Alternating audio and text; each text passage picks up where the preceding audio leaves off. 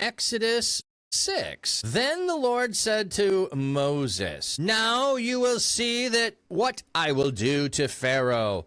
For compelled by my strong hand, he will release them, and by my strong hand, he will drive them out of his land." God spoke to Moses and said to him, "I am the Lord. I appeared to Abraham, to Isaac, and to Jacob as God Almighty.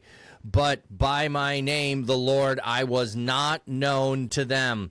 I also established my covenant with them to give them the land of Canaan, where they were living as resident foreigners. I have also heard the groaning of the Israelites, whom the Egyptians are enslaving, and I have remembered my covenant. Therefore, tell the Israelites, I am the Lord. I will bring you out from your enslavement to the Egyptians. I will rescue you from the hard labor they impose. And I will redeem you with an outstretched hand and with a great judgment. I will take you to myself for a people, and I will be your God. Then you will know that I am the Lord your God, who brought you out from enslavement to the Egyptians. I will bring you to the land I swore to give to Abraham, to Isaac, and Jacob, and I will give it to you as a possession. I am the Lord." Moses told this to the Israelites, but they did not listen to him because of their discouragement and hard labor. Then the Lord said to Moses, "Go to Pharaoh, king of Egypt, that he must release the Israelites from his hand." But Moses replied to the Lord, if the Israelites did not listen to me, then how will Pharaoh listen to me, since I speak with difficulty?" The Lord spoke to Moses and Aaron and gave them a charge for the Israelites and Pharaoh, king of Egypt, to bring the Israelites out of the land of Egypt. These were the heads of their fathers' households. The son of Reuben, the firstborn son of Israel, were Hanok and Palul, Hezron and Carmi. These were the clans of Reuben.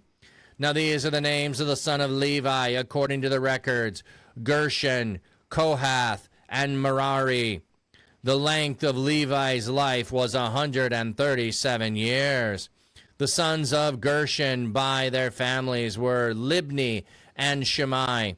The sons of Kohath were Amram, Izhar, Hebron, and Uzziel. The length of Kohath's life was 133 years.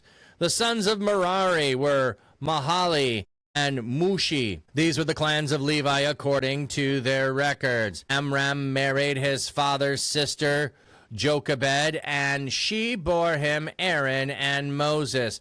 The length of Amram's life was 137 years. The sons of Izhar were Korah, Nepheg, and Zikri. The sons of Uzziel were Mishael, Elzaphan, and Sithri. Aaron married Elisheba, the daughter of Amminadab and the sister of Nahshon, and she bore him Nadab and Abihu, Eleazar, and Ithamar. The sons of Korah were Asher, Elkanah, and Abisaph. These were the Korahite clans. Now Eleazar, son of Aaron, married, and the daughters of Pituel, one of the daughters of Pituel, and she bore him Phinehas. These were the heads of the father households of Levi according to their clan. It was the same Aaron and Moses to whom the Lord said, "Bring the Israelites out of the land of Egypt by the regiments." They were the men who were speaking to Pharaoh, king of Egypt, in order to bring the Israelites out of Egypt. It was the same Moses and Aaron. When the Lord spoke to Moses in the land of Egypt, he said to him, "I am the Lord. Tell Pharaoh, king of Egypt, all that I am telling you." But Moses said before the Lord, Since I speak with difficulty, why should Pharaoh listen to me? So we start here with a bit of a plea. So Moses is pleading with God about, this is going badly. I'm having difficulty. I can't make this happen. And the Lord replies. So we had the prayer, the complaint levied against God in the last chapter. You're doing this all wrong. I can't make this happen. This is going poorly. And so then we're going to have God answer that in this chapter. I see we got ads coming in. So jumping back in here. So God is going to say, hey, wait a minute. This is all according to my plan. Remember, I told you I was going to harden Pharaoh's heart and he wasn't going to let you go. So now you will see what I will do to Pharaoh. For compelled by my strong hand, he will release them, and by my strong hand, he will drive them out of his land. I am going to force him to send you away. So I'm going to do exactly what you heard, that you are a stench in Pharaoh's nose. I'm going to make that stench so bad that the economics are not going to make sense for Pharaoh to keep you. He is going to send you away because economically, socially, politically, spiritually, he needs to get rid of you to solve all of his problems. He is going to drive you out. My strong hand. The strong hand is the hand that delivers. The outstretched hand is the hand that can act. So with a strong hand, the two God's powerful intervention, compelled by the strong hand, or to Pharaoh's forceful pursuit, he will forcefully drive them out.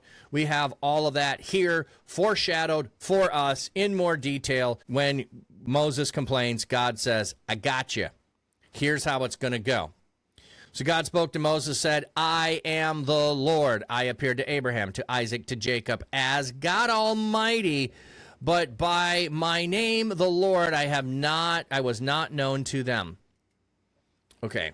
So the traditional rendering of the Almighty is reflected in the LXX and Jerome, but there is still little agreement on the etymology and exact meaning of El Shaddai. Suggestions have included the idea of mountain God, meaning the high God, as well as the God with breasts. Well, I didn't know that one. But there is very little evidence supporting such conclusions and not much reason to question the ancient versions. So God Almighty versus mountain God. Okay. I also established my covenant with them and to give them the land of Canaan. So we need to make clear here, though, that the covenant with them is to make them a great nation and to bless them and all the world to be blessed through them. The sign of that covenant, that it is going to, in fact, happen, is the land. So the land is the sign of the covenant, which hasn't happened yet. The sign of the covenant hasn't. Not the symbol of the covenant, the sign that you carry around, circumcision, but the sign as in I'm going to do something to show you that I'm actually going to carry out my word. So the sign that God is going to do things to Pharaoh and to Moses is the staff and the leprosy and the blood. There is the sign that accompanies the command to go do things. So we have not yet had the sign fulfilled in the giving of the land yet. That's not going to happen yet. So just want to remember, the promise of the land is more that it is a sign than it is God's promise to Abraham, Isaac, and Jacob was to make their name great and to make them a great nation. And I will give you this land. So it's, I think, part of a sign, not part of a promise, but, you know, others dissect that differently. I have also heard the groaning of the Israelites. So they were foreigners in a land. Now I hear you as foreigners in this land, and the Egyptian enslavement, and I have remembered my covenant. Again, when we have remembered, it's not a absence of, oh, I didn't remember, oh, whoa, you know, hey, I forgot that was on my calendar.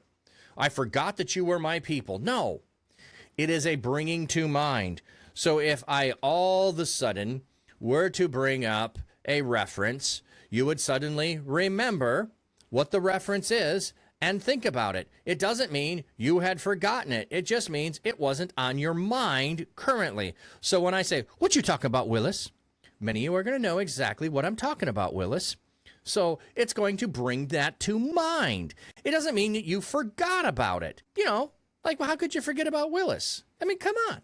So that's what we have here. When God remembers, it is bringing it to mind. He is bringing to mind his covenant. As he hears your pleas, he brings to mind his covenant. Therefore, tell the Israelites, I am the Lord. I will bring you out from the enslavement to the Egyptians. And now we're just get to these I's.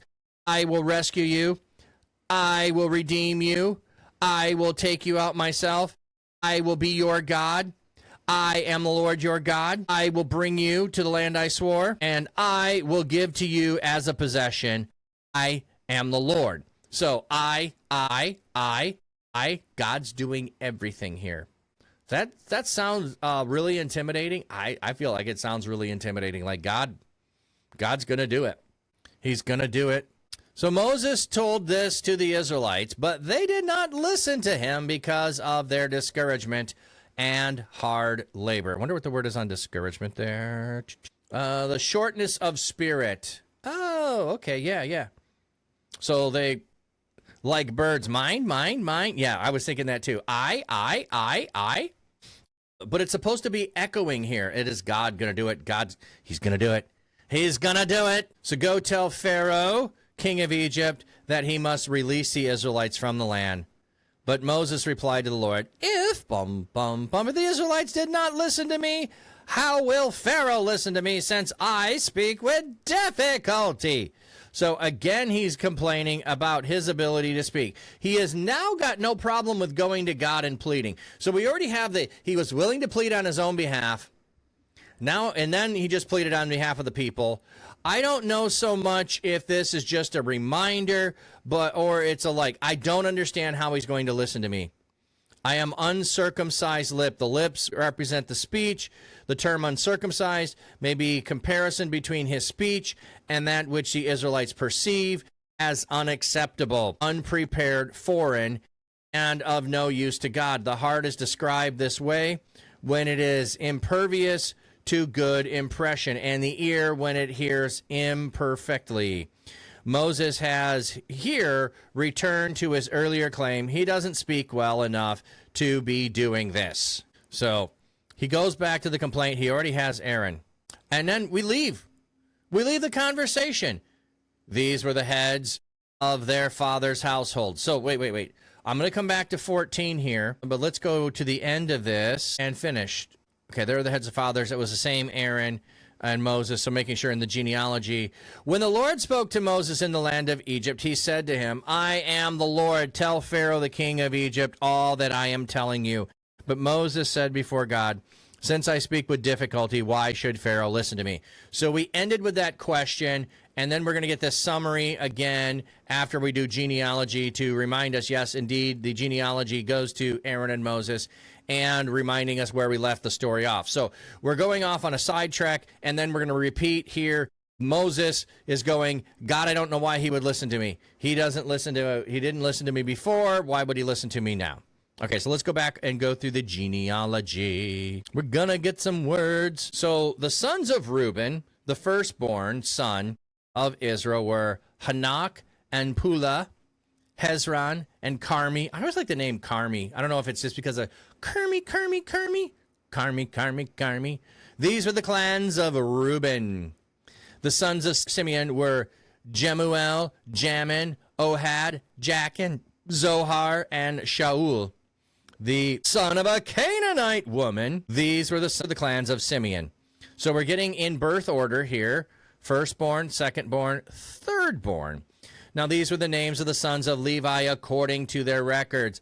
Gershon, Kohath, and Merari. The length of Levi's life was 137 years. We didn't get any length of life there in the other people, but now we do in Levi. And Levi is the tribe we're going to now follow. So we're going to the oldest, the son of Gershon. By their families were Libni and Shammai. The sons of Kohath were Amram, Izhar, Hebron, and Uziel. The length of Kohath's life was 133 years. Why are we getting Kohath mentioned here? We got Levi, we got Kohath. Not entirely sure why we didn't get Gershon's life. But if we're taking the oldest and going from the oldest to the next, okay, I get something might be going on there. And remember, it's not going to be add these two ages together to give us any information because it doesn't tell us when they were born. The sons of Merari were Mali and Mushi. These were the clans of Levi according to their records. So we have all of the three sons of Levi now given. Now we're going to go back to the clan of Kohath, who is going to have Amram, married his father's sister, Jochebed, and she bore him Aaron and Moses. So Amram is the father of Aaron and Moses, and Jochebed is their sister, and he lives 137 years. So 137, 133, 137. That's going to be 1, 2, 3. There's where we get our 400 years. We get 400 years by adding those three lifetimes together. However, it's not like Levi is 137 years old when Amram is born, because there are others Kohath is born, and then we have Amram, but those are adding to 400. But Kohath and Amram are siblings, so they're not afterwards. So just pointing out some stuff here. But let's go look up Jochebed. So we are in Exodus 6, and what verse are we? Jochebed, and we should look up Amram as well, father and mother of Aaron and Moses. Okay, so verse 20. So we have Amram, Jochebed. All right, Amram. So exalted people.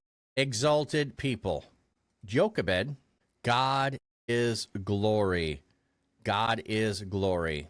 So we have exalted people and God is glory give birth to Moses and Aaron. That's pretty good names for parents, I would say. That's kind of cool names for your parents. Don't remember what Aaron means. Let's go look that up. It means Lightbringer. So yeah, he indeed is supposed to be bringing the light to the people. So he is a light bringer. He is the mouthpiece. That's nice. So then we have Aaron married Elisheba, the daughter of Aminadab, and the sister of Nahshon, and she bore him Nabad, Ahibu, Eleazar, and Ithamar. So let's go look at the daughter, married Elisheba. So let's go see what his wife's name is. Who does the light bringer marry? It's going to be something with God in the name. Elisheba. So it's either my God has sworn or God is an oath. So either my God has sworn or God is an oath. Well, God has made an oath to bring his people out. So why not name your kid or marry the one who is a reminder of the oath and move on. All right. The sons of Korah, okay, now Eleazar, son of Aaron, married one of the daughters of Pituel, and she bore him Phinehas. So we're getting grandkids here as well of Aaron. We're getting the priestly line here. These were the heads of the fathers of the households of Levi according to their clans. So we get some genealogy here of how did we get to this place in the land. We have Reuben and Simeon, but we don't keep going. And then we have Levi, and we do keep going because we're getting to Moses and Aaron. And then we make sure, yes, it was the same Aaron and Moses to whom the Lord said, bring the Israelites out of the land of Egypt by their regiment. Now, one of the things that makes it a little difficult here is if we're just counting these people here in the genealogy from Levi to his son Kohath, to the son Amram, to who is the father of Aaron and Moses, it doesn't feel like there's 400 years there. So don't sit here trying to put all of those together, okay? Sometimes numbers are symbolic, so they don't always have to, but they tried to help us by putting three numbers together that add up to that, even though two of them are siblings. Even though two of them are siblings, there's part of that that's, I think, going on in the text there. All right. That will do